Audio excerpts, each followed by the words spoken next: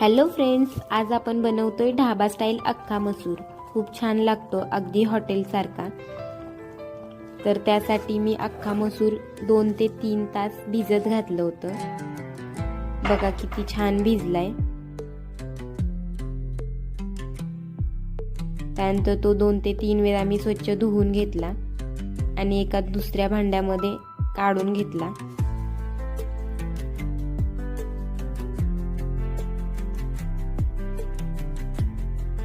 Gas पेटवला, टोपामध्ये तेल टाकलं, थोडंसं जिरं टाकलं, तेजपत्ता टाकला।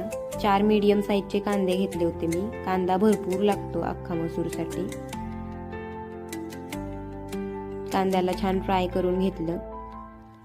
एक चवीपुरतं मीठ आणि थोडासा खायचा सोडा टाकलाय। खायचा सोडा टाकला की छान चव येते।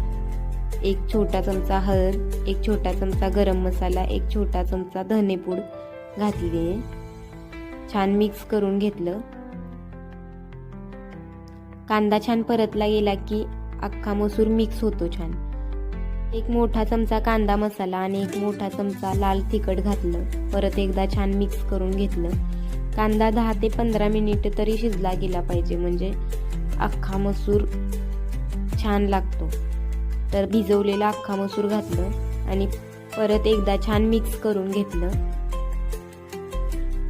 दुसऱ्या गॅसवर मी तोपर्यंत पाणी गरम करायला ठेवलं। गरम पाणी टाकायचं म्हणजे सर्दी छान येते। असंच 20 ते 25 मिनिटं छान उकळू द्यायचा आणि तयार आहे आपला ढाबा स्टाईल अख्खा मसूर।